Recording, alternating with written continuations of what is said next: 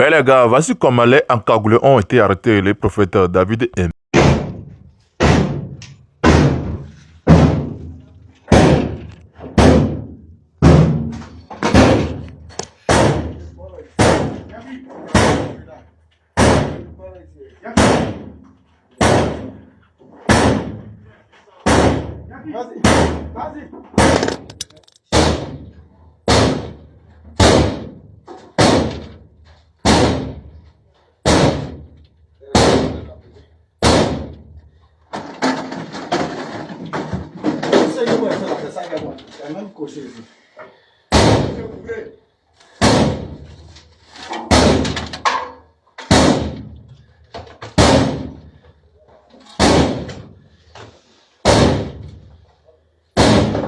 Monsieur, ouvrez.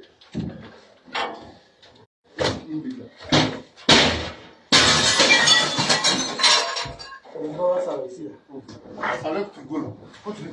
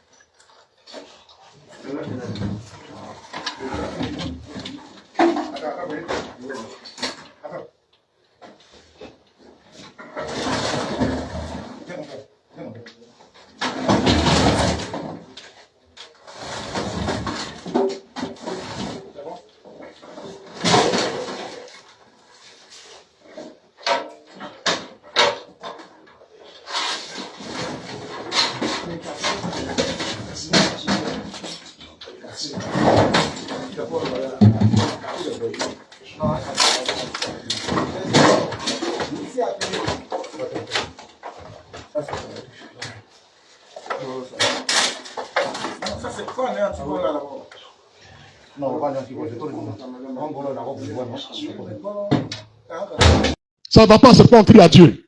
Il y a quelqu'un qui pense que c'est lui qui nous a créés. Qu'il est notre Dieu. Puis tu mens.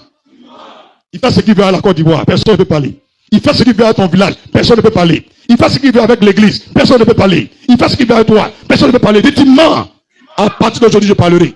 Parce que ton temps est fini. Gros lâche. Dis-moi gros lâche. De démon. Tu es un idiot. Tu es un démon. C'est quoi? Pour rien comme ça. Pour rien comme ça. Ils ne peuvent rien faire. Ils sont bloqués. Ils sont liés. Les enfants d'Israël n'ont pas cherché médicament Babadji. Ils sont tournés leur regard vers Dieu. Seigneur, sauve-nous. Seigneur, viens à notre secours. Depuis des décennies, le peuple de Côte d'Ivoire crie. Depuis des années, tu cries, je crie. Nos villages crient. Les jeunes vont à l'école mais ils ne gagnent pas de travail. S'ils sont allés trop loin, c'est bac 4 fois. Université plus 2.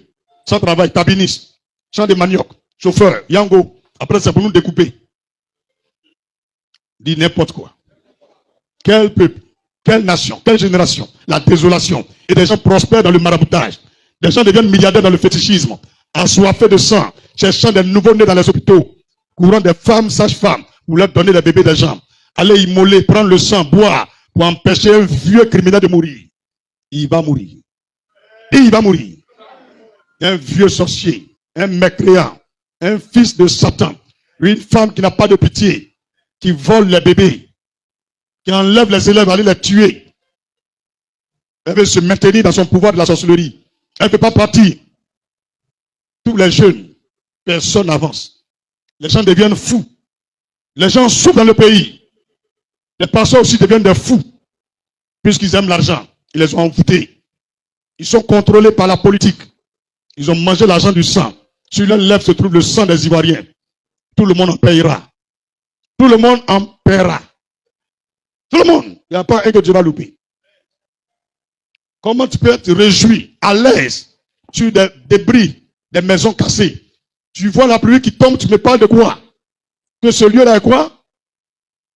C'est pour toi le terrain? Tu as quel droit sur le terrain? Quelqu'un vient chez moi, il casse ma maison. On va à la justice, le juge dit il n'a pas le droit de casser, que c'est pour moi. Je reviens, je vais construire, on dit non, ce n'est plus pour toi. Qui a cassé ma maison alors? Vous voyez, les gens sont bêtes. Quelle enquête? On a attrapé déjà lui qui a cassé. Il y a quelle enquête qui est encore en cours? On a mis celui qui a tué là en prison. Il y a enquête encore ouverte. À condition qu'il y a les complices. Donc donnez-nous leur nom. Il va parler de quelqu'un. Il prophète n'a pas parlé quelqu'un. Vos jaïris là, déposez-moi ici. On peut progresser. C'est pas normal. Et dans cette injustice, il y a des gens dans le spirituel, au niveau des finances, au niveau économique, social, ils pratiquent la sorcellerie. À outrance, il y a un ciel ouvert. Un ciel ouvert. Et on parle, mais parler qu'on fait la politique. Ça va d'abord complot là. Nalomali. Fou. Dis amen puissamment. Ça te plaît que ton mari qui est là, on ne le voit pas? Où il est? On ne peut pas faire sa funérailles parce qu'on ne voit pas son corps. Est-ce que c'est normal? On doit libérer tout ce qui est en prison. On doit libérer tout ce qui est détenu. On doit libérer tout ce qui est envoûté. Tout ce qui est contrôlé par un agent du diable. On doit le libérer. Nous sommes fatigués de l'injustice. C'est pas normal. Payer. Une génération est égale à 100 ans. Au fou aîné, ça ne fait pas encore 2 siècles ni 3 siècles. On est en train de payer. Est-ce qu'on doit attendre jusqu'à l'an 2500 pour que la Côte d'Ivoire réussisse? Si on doit attendre 4 générations pour que notre pays change? Non. Il faut y changer. Et Dieu merci, il a conclu une alliance avec le Dieu d'Abraham. Cette alliance parle encore pour la Côte d'Ivoire. C'est pourquoi peu importe ce qui arrive, ce pays ne sommes jamais dans le chaos. Le feu ne brûle jamais ce pays. Tout ce qu'ils font, eux-mêmes, ils envient notre pays. Aimez-les. Pardonnez-les. Si vous les voyez, saluez-les. Embrassez-les. Si vous pouvez les aider, aidez-les. Vous verrez les jours qui suivront. On n'a même pas besoin d'arriver en décembre. On n'a même pas besoin d'arriver dans le mois de août. Allez-y, changez seulement. Mettez-vous à genoux. Demandez pardon pour tout le peuple de Côte d'Ivoire. Pour tout le mal qu'on a fait dans ce pays. Demandez pardon. Vous verrez comment Dieu va agir. Famille! Ah, c'est Grisio. Tout est nyangami dans le papa Ado actuellement là. Eh oui. En 2010, qu'est-ce qu'il n'a pas dit? J'ai la solution à tous vos problèmes. Oui! Je vais construire des logements sociaux à coût réduit. Accouchement sera gratuit. École sera gratuite. Il allait encore plus loin, allait critiquer le président de la République. 6 000 milliards de dettes, c'est énorme, c'est effrayant et que ça allait vraiment terrifier les générations futures. Il a même promis à nos planteurs, cultivateurs de cacao que si lui jamais il est président, le prix du cacao ne sera jamais inférieur à la moitié du prix de l'international. Et oui, il a cité tout ça là. Aujourd'hui, le gars, il est au pied du mur. Il ne voit pas clair. Jusqu'à la Chine vient donner du riz. Pardonnez, comme tu ne vois pas trop clair, il faut manger, tu as regardé un peu devant.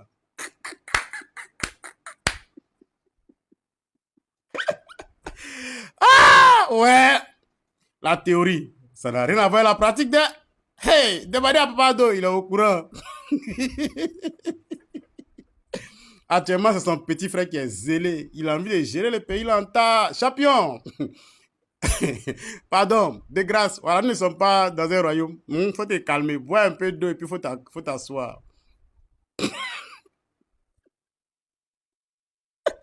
Des milliers de jeunes Africains meurent chaque année en tentant de traverser la Méditerranée. Et nous, assis dans notre salon, on les traite d'inconscients. Mais pourquoi tu pars? Reste construire ton pays. Mais quel niveau de désespoir absolu faut-il atteindre pour regarder la mer, savoir qu'on va peut-être y mourir, mais monter quand même dans le bateau? Avant de faire les juges et d'ouvrir votre bouche, demandez-vous d'abord qu'est-ce qu'il fuit. Quand en Afrique, un jeune passe 5 années de sa vie, diplôme en main, à manger de la poussière sans trouver un travail. Quand le mérite ne vaut plus rien si tu n'as pas de bras longs ou de connaissances pour t'ouvrir les portes. Quand une mère de famille va chercher du travail et que le directeur lui demande de baisser sa culotte. Ne soyez pas étonnés si un jour la jeunesse africaine regarde l'horizon et se dit « Même au fond de l'eau sera mieux qu'ici ». Ce n'est pas l'envie de partir qui les pousse, mais c'est le dégoût de rester. Jeunesse africaine, écoutez-moi très attentivement. L'Europe très parfaite que tu vois sur TikTok n'est qu'une illusion. Tu vois de belles voitures, les néons de Paris, les fringues de Mac. Mais tu ne vois pas le froid, tu ne vois pas le mépris. Tu ne vois pas la solitude, les nuits à 10 dans une chambre humide. Et même les larmes silencieuses de ceux qui regrettent d'être partis. Ne donne pas ta vie à la mer pour un rêve qui n'existe que dans les écrans. Et vous, chers autorités, entendez-moi bien. Donnez à vos enfants une seule bonne raison de rester. Parce que lorsqu'une jeunesse entière préfère affronter les vagues de la mort plutôt que de poser ses pieds sur sa propre terre, alors le problème n'a jamais été le bateau. Le problème, c'est l'enfer que vous avez créé pour les obliger à monter dans ce bateau. Les amis, vous avez écouté la vidéo de ce jeune-là. Ce qu'il dit est tellement vrai qu'il n'y a rien à dire. Il n'y a rien à dire. L'Europe, c'est un fake. Mais bon, le dit comme ça, celui qui n'est jamais venu ici dira que ah, toi tu dis quoi? Toi mais tu fais quoi là-bas? C'est ça la réalité. Mais ceux qui ont bravé la mer et qui sont là, ils savent de quoi je suis en train de parler. Mais nos dirigeants, c'est comme s'ils sont des mèches avec ces gens-là. S'ils pouvaient nous caser quelque part où ils n'allaient pas nous voir, ils allaient le faire. Voilà pourquoi, même quand les gens restent dans la Méditerranée, ça ne les dérange en rien. Voilà pourquoi quand les Arabes maltraitent les ressortissants dans leur pays, ils ne disent rien. Ils ne font même pas de communiqué. Ils n'appellent même pas l'ambassadeur de ces pays-là pour les gronder un peu. Ils ne font rien du tout parce que l'objectif derrière ça, c'est de nous exterminer. Mais comment comprendre que tu veuilles exterminer ton peuple pour des gens qui, eux, ne te respectent pas? Pour des billets de banque, tu es prêt à envoyer tes enfants dans le désert parce qu'ils connaissent bien ces routes, ces chemins-là. Ils ne créent pas d'emploi pour leur peuple. Ils savent très bien que ce peuple-là, ils vont à la recherche du boulot. Des Ivoiriens qui sont en Tunisie. Qu'est-ce que la Tunisie a de plus que la Côte d'Ivoire? Pourquoi des Ivoiriens pourraient aller traverser le désert du Niger, boire leur pipi, pour aller travailler en Algérie, en Tunisie, au Maroc? Pourquoi est-ce que nous qui sommes plus riches que ces pays-là, nos ressortissants devraient aller dans des pays où on sait très bien que ces gens-là, dans leur ADN, ils détestent le noir. Ces gens-là, ils ont horreur de quelque chose, c'est le noir. Ils le disent publiquement. Mais le pire encore, c'est qu'ils mettent ça en action. Ils gassent nos parents, ils jettent nos parents, ils vendent nos parents. Mais on a des dirigeants lâches. On a des dirigeants inconscients, méchants. Tant que les enfants ont des passeports diplomatiques et peuvent se promener dans le monde, les autres peuvent aller crever, ils n'en ont rien à foutre. Tant que les enfants peuvent étudier dans des grandes universités qui coûtent des millions par mois, le reste, ils peuvent aller se faire foutre. Mais hélas, vous êtes tombé sur une nouvelle génération et nous, on ne va pas vous laisser ça cadeau. On va vous faire payer. On va vous dire votre vrai nom. On va dénoncer jusqu'à ce que ceux qui étaient sous hier, ceux qui ont pensé que l'Europe, c'est la fin du monde, ceux qui ont pensé que l'Europe, c'est la réussite, ceux qui disent que l'Europe, c'est tout ce qu'ils ont besoin dans leur vie pour réussir, je leur dis, détrompez-vous. Quelqu'un qui est en Côte d'Ivoire, qui a un salaire de 300 000 francs par mois, vit mieux que celui qui est en Europe, qui a un salaire de 2500 € le mois. 2500 €, c'est l'équivalent de peut-être 1 million ou 1,5 million. Mais avec 1,5 million, celui qui a 300 000 francs en Côte d'Ivoire est 10 fois mieux que celui qui a 2500 € ici le mois. Je le dis, ce n'est pas pour humilier qui que ce soit, mais ce sont des réalités qui sont là. Quand il y a 2 500 000 comme salaire, et qu'on t'arrache 40% de 2 500 000 simplement pour payer impôts, assurance et j'en passe. Et dans ce qui te reste, les 60%, tu dois payer ton logement, qui lui va peut-être te revenir à 30% de ce salaire-là. Tu es déjà à 70% de ton salaire qui sont partis sans que tu n'aies eu à faire quoi que ce soit. Tu as peut-être la nourriture et ton transport qui vont coûter peut-être encore 20% de ton salaire. Tu es déjà à 90% de ton salaire. Il te reste que 10%. C'est-à-dire qu'avec 10%, tu dois boire une bière, t'occuper de ta famille si tu en es, ou t'occuper de toi-même. Qu'est-ce qui te reste? Rien. Et tu recommences ça le mois prochain. Et tu restes dans ça, tu fais 1 an, 2 ans, 10 ans, 20 ans. Et certains disent, tu es en Europe depuis 20 ans, qu'est-ce que tu as fait? En Europe, depuis 20 ans, tu vis avec 10% de ton salaire. C'est-à-dire que les 2 500 000 que tu as là, tu n'as que 100 000 pour vivre. Est-ce qu'on vit avec 100 000 dans un pays où la baguette de pain coûte 4 €, 10 000 francs? Allez-y comprendre. L'Europe, ce n'est pas ce que vous croyez. Si quelqu'un ici est un boucantier, c'est qu'il vole. Si quelqu'un ici, il construit des immeubles au pays, c'est qu'il vole. Sinon, si tu gagnes à la sueur de ton front et que c'est 2 500 € que tu as, et ça dépend dans quel pays tu es d'abord. Parce que si tu es en France, là-bas, c'est 1 500 €. Donc, allez-y comprendre dans quoi les gens se trouvent ici. Pourquoi est-ce que les gens ont du mal à s'en sortir? Quand on dit ne risquez pas votre vie, vous qui avez déjà 300 000 francs, 400 000 francs, vous êtes des princes. Prenez soin de vous. Mais nos autorités, ce qui est méchant, c'est que quelqu'un qui a 400 000 francs, on ne lui vend pas de terrain. On vend les terrains aux Libanais qui ont 100 millions, 500 millions. Est-ce que quelqu'un qui gagne 300 000 francs peut avoir 500 millions pour payer un terrain? La question reste posée. Il y a même des terrains qui sont jusqu'à 1 milliard. Est-ce que c'est vente aux enchères qu'un Ivoirien devrait faire pour avoir un terrain si sa propre terre? On préférait vendre aux plus riches que de donner l'opportunité aux ressortissants de ce pays-là de pouvoir s'en sortir. C'est vraiment triste de répéter les mêmes choses.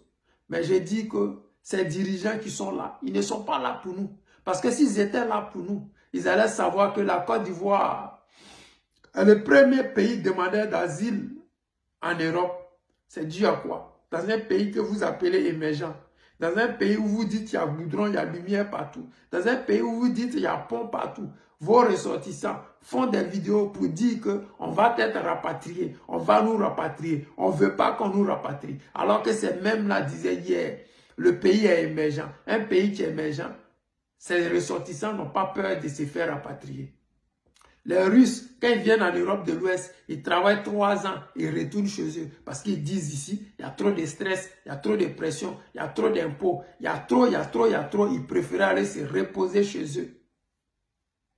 Mais nous, là, avec tout ce stress-là, on préférait rester ici, continuer dans ce stress. Parce que chez nous, là-bas, la pression est trop. Et la pression est plus que même ici. Parce que quand tu as l'argent et que tu es stressé, c'est mieux que d'avoir l'argent, de ne pas avoir l'argent et puis être stressé.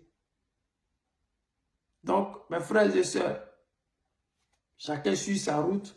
Mais mon conseil est que si tu as 300 000, 400 000 francs au pays, ne vends pas tout pour venir dans un endroit où tu seras malheureux le restant de ta vie. C'était le président Lota, l'ami des dirigeants qui se respectent. Je vous aime et je vous dis à tout à l'heure. Vous allez bien? On va bien. Je suis revenu aujourd'hui encore sur le lieu de la cafétéria. Voilà, je viens vous dire que si quelques jours prend témoin la famille, je n'ai pas de famille, je n'ai pas de parents, je n'ai personne. C'est pourquoi je vais vous expliquer ce qui m'arrive. Voilà, c'est une injustice que je signale. C'est une injustice que je signale. C'est pas que je n'ai personne. Si vous voyez une femme qui pleure comme ça, c'est pas que je n'ai personne dans ma vie. Voilà. Voilà le kiosque à café que j'ai bâti. En son temps, si vous venez me demander la devanture de la maison, le propriétaire il est juste derrière. Si vous demandez la devanture de sa maison, ici c'est le maquis. Les gens buvaient, les gens venaient pisser ici, les gens venaient chier ici. Si vous venez demander sa permission, vous dites, ah papa, j'ai besoin d'un espace, comme c'est un carrefour, vous voyez la route, comme c'est un carrefour, il dit, ah, kiosque à café peut marcher ici. Donc il dit, ah, je vais faire un kiosque à café. Donc il a dit, il n'y a pas de problème. C'est comme ça, il m'a dit de louer la terre à 25 000 francs. Les autres personnes qui louent la terre là, ça 15 000 francs, mais 10 000 francs, les Burkinabés sont temps. Mais il m'a dit 25 000 francs, j'ai accepté. J'ai construit le kiosque à café, tout et tout.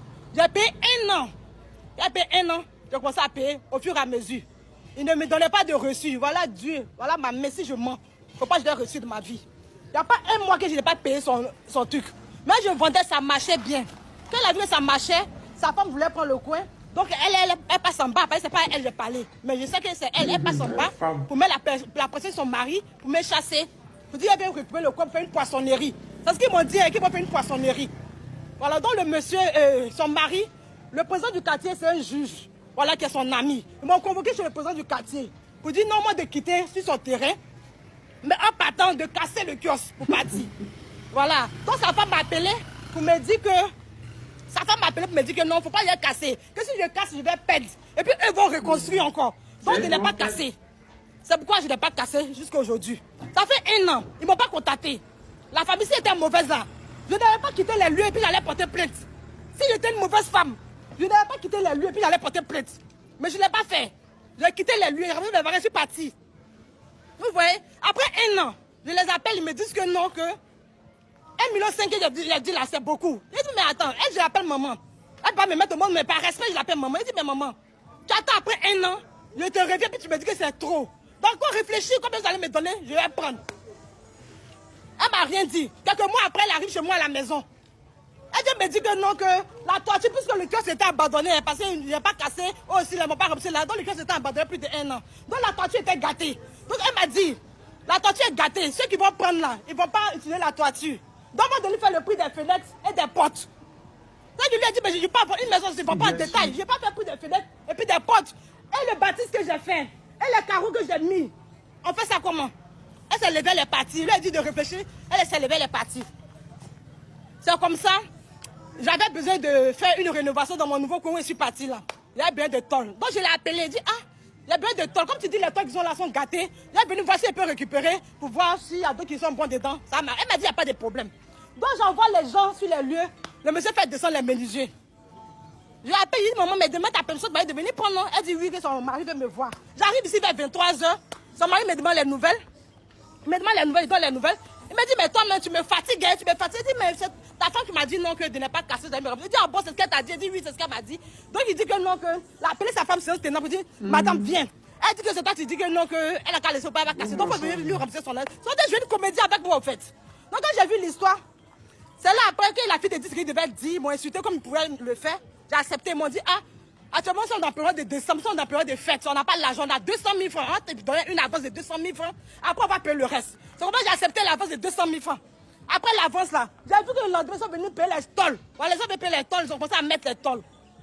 Donc j'appelle sa femme aide de cauchemar. Ils sont commencé à aller à la gendarmerie. Ils sont allés à la gendarmerie, on dit que ce n'est pas une histoire pénale, que c'est civil. Ils sont allés au commissariat. Le lieutenant que j'ai trouvé là-bas, il a vu que c'est une femme, que j'étais. C'est une injustice. Donc, malgré que ce n'est pas pénal, mais il a pris ma plainte. Il m'a donné la convocation, je suis venu ici. Le monsieur voulait me frapper ici. Qu'elle lui prépare la convocation. Tout le monde est témoin ici. Il veut me frapper ici, prépare la convocation. Sa fille a appelé sa maman est allée au marché. Elle a dit à sa fille de prendre la convocation. Ils ont pris la convocation, on allait au commissariat, on allait répondre. Le mois de janvier, on allait répondre. On allait pas arriver là-bas et dire au lieutenant que moi, je suis venu m'installer sur son terrain sans son autorisation. Les amis, il habite les lieux. Hein. Moi, je viens m'installer sur son terrain sans son autorisation. Est-ce que c'est possible? Donc le lieutenant a dit, mais monsieur, vous vous foutez de qui? Comment une personne peut venir s'installer sur votre terrain sans votre autorisation et vous vous acceptez? C'est là que vous êtes ressaisi maintenant, il a dit la vérité. Il dit, oui, effectivement, moi, je viens de demander la permission. Quand lui m'a dit non de construire en bois, moi, je vais construire en dur. Les amis, le monsieur habite là. C'est ici j'ai mis le matériel dans sa maison. Quelqu'un va me dire construire quelque chose en bois, et puis moi, c'est pas mon terrain, je viens faire en dur. Est-ce que c'est normal? Il a dû chercher des prétextes. Arrivé là-bas, sa femme me dit que moi, je suis une folle. Que tout le quartier me traite de folle. Que tout le quartier dit que je suis une folle. Vous voyez un peu? Là, vous avez ce qu'on ne doit pas raconter. Moi, je suis une folle. C'est une folle qui a construit. C'est pour vous tenter de chercher de l'argent avec les amis. Donc, c'est une injustice. Je n'ai personne. Je n'ai que vous. Et c'est le titre de pas la justice. Mais pour la justice, on me demande de l'argent. Ouais. Pour juste faire un constat, on me demande 101 000 francs le constat. Pour ouverture du dossier, on me demande 50 000 francs. Pour une mise en demeure, on me demande 101 000. Oui, l'assignation justice, on me demande 101 000. Ça fait une somme de 350 000. Je suis faible, je suis seule. Voici mes deux enfants. Je vis avec mes deux enfants. Celle-là, elle a 7 ans aujourd'hui. Le garçon, lui, il a 9 ans. Bientôt. J'ai fait 8 ans avec leur papa. 8 ans de vie commune. Le papa m'a laissé pour une autre femme. Quand celle-là, elle avait 3 ans. Elle avait 3 ans. Celle-là, le papa m'a laissé. Lui aussi, il avait 5 ans. Celle-là, le papa m'a laissé. Ça fait 4 ans. Je vis seule avec mes enfants. Je n'ai rien. Voilà mon business que j'ai créé. Je peux me chercher l'argent, je vais m'arracher. Vous avez des femmes. Ayez pitié de moi. C'est une injustice. Ayez pitié de moi. Restez content de moi. Monsieur le maire, quand vous la vidéo, demain de Bécheville, quand vous la vidéo, pour intervenir, pour qu'on puisse me donner mon argent que j'ai investi. Pour qu'on puisse me rembourser l'argent que j'ai investi. Je suis une femme. Je suis mère de 2 enfants. Je viens mes enfants. Actuellement, je ne travaille pas. Le nouveau coin que j'ai fait là, je n'ai pas encore ouvert. Quand j'étais ici, là, ils sont venus casser la fenêtre ici. Ils m'ont volé toutes mes bouteilles de gaz ici. Mon téléphone a été volé ici. Où le monsieur me maltraitait ici. Il jetait mes paniers d'articles. Il jetait ma glacière d'eau ici. J'ai filmé tout ça là. Mais le téléphone m'a été volé. Les gens qui venaient manger ici, ils m'ont volé mon téléphone. Donc le téléphone est perdu. C'est pourquoi si vous allez voir les vidéos que j'ai fait quand le monsieur me maltraitait ici. Passer mon activité marchait. Je faisais du spaghetti. Je faisais frites au poulet. Je faisais gaba. Je faisais foutou. Je faisais placali. Je faisais rissos. Je vendais tout ici. Lui dit que non, que moi j'ai dit que non, je voulais faire du cafétéria. Et puis je vends tout. Mais je vends tout. D'ailleurs que tu as demandé, je te donne ton argent. Où est le problème, la famille? Où est le problème? Je suis à bout. Je suis à bout. Je n'ai personne. Je suis seule. Je me bats toute seule. C'est moi je fais ici. Personne n'a fait ça pour me donner. Aie pitié d'une femme. Que celle qui vit avec ses 2 enfants. C'est pas que je dois expliquer ma vie privée. Mais vraiment, je n'ai personne. C'est pourquoi je vais vous expliquer. Aie pitié de moi. Je ne sais plus quoi faire. C'est pourquoi la dernière fois aussi, j'ai pleuré. Je me suis mise en genoux devant vous. J'ai pleuré ici. Et je me suis humiliée. Parce que c'est moi. C'est pour moi. Le temps, ça café. n'ai pas construit ça en un seul jour. Il habite les lieux. Il a fait du béton à l'intérieur. Tout ici là. Ici là, c'est du béton que j'ai fait. À l'intérieur, surtout ce qui est dans c'est du béton que j'ai fait. Donc après, c'est fait un seul jour. Donc ayez pitié de moi, la famille. Ayez pitié de moi. C'est un cri de cœur. Une mère qui est seule, je vis avec mes 2 enfants. Voilà mes 2 enfants ici, je vis avec eux. Je suis seule. Là, papa m'a abandonné, je suis tout seul. Ayez pitié de moi. Aujourd'hui, là, je m'humilie devant tout le monde parce que j'ai raison. Je ne peux pas venir mentir sur quelqu'un, j'ai raison. Ayez pitié de moi. Donc, aller aux oreilles des bonnes personnes, des personnes de bonne volonté pour me venir en aide. Pour que les personnes puissent me rembourser mon argent que j'ai investi.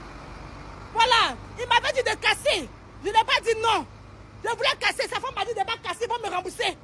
C'est pourquoi aujourd'hui le gars c'est là, aujourd'hui ils sont d'utiliser. Ils sont de faire le commerce avec. Moi je suis là, je m'aide de faire avec mes enfants, mes 2 enfants, mes pauvres 2 enfants ils sont là. Et le regarde ici, je suis avec eux ici, je m'aide, je n'ai plus rien. C'est moi qui m'occupe d'eux. Et pitié devant la famille.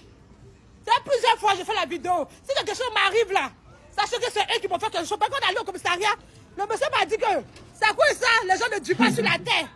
Voilà, donc aidez-moi. Aidez-moi, ça coûte ça. Si quelque chose m'arrive là, c'est eux.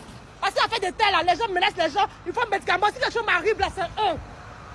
Voilà, merci beaucoup. C'était juste pour vous expliquer comment ça se passe. Voilà, j'ai attendu depuis combien d'années. Je n'ai jamais expliqué ma vie privée. Mais aujourd'hui là, trop c'est trop. Je suis fatiguée. C'est pourquoi je suis venue vous expliquer ma vie privée. Je m'excuse encore. Parce que je n'ai pas de famille, les parents pour m'aider. Je n'ai personne pour m'aider. C'est pourquoi je vais vous demander pardon. C'est pourquoi je vous demande pardon, les amis. Merci. Merci beaucoup. Vraiment, elle fait comme un peu pour vivre.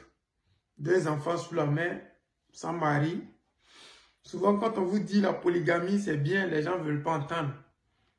Si elle était dans un foyer où son homme avait 2 femmes, personne n'allait la maltraiter comme ça.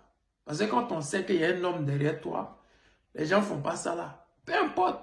Je dis toujours que aujourd'hui, les gens choisissent l'option européenne et ça les met dans des situations compliquées. Voilà.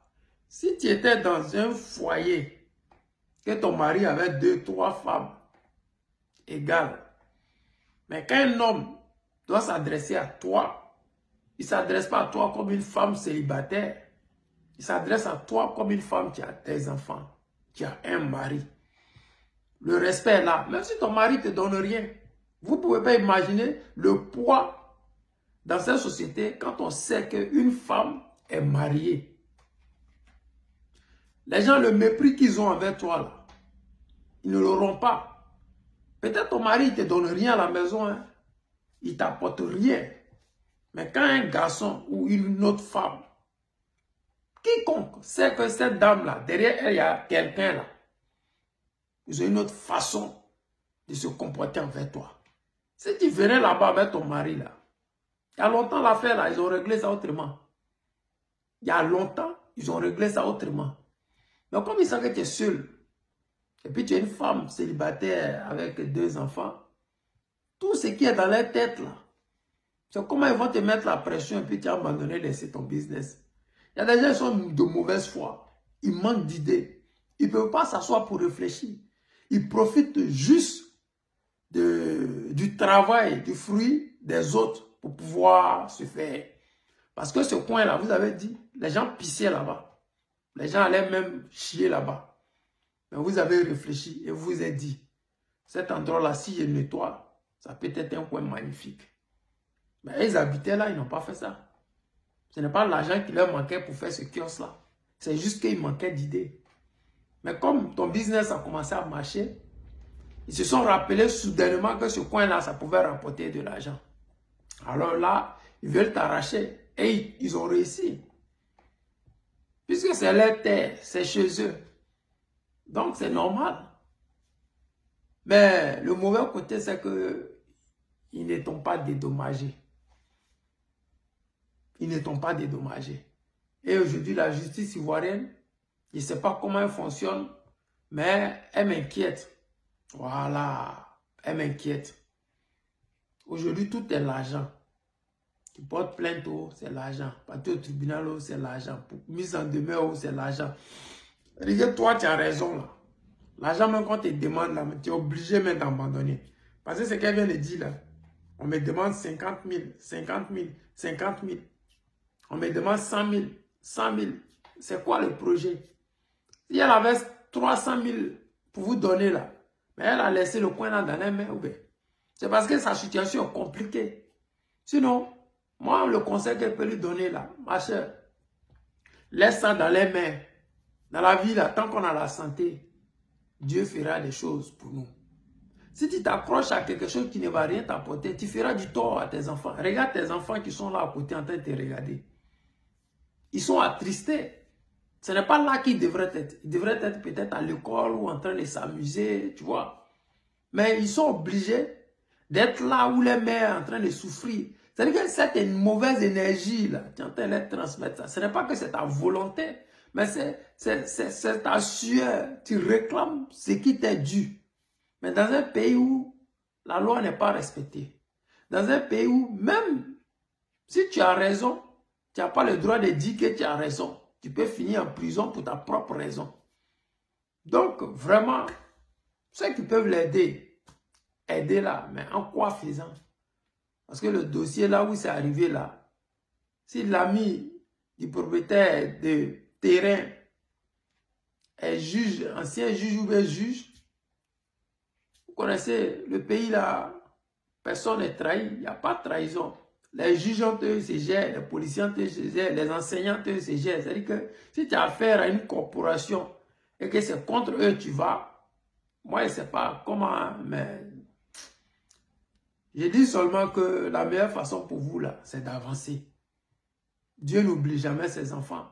Les 2 enfants que vous avez dans votre main là, Dieu les a nourris jusqu'à présent. Si vous tournez votre dos et vous avancez, Dieu va ouvrir d'autres portes.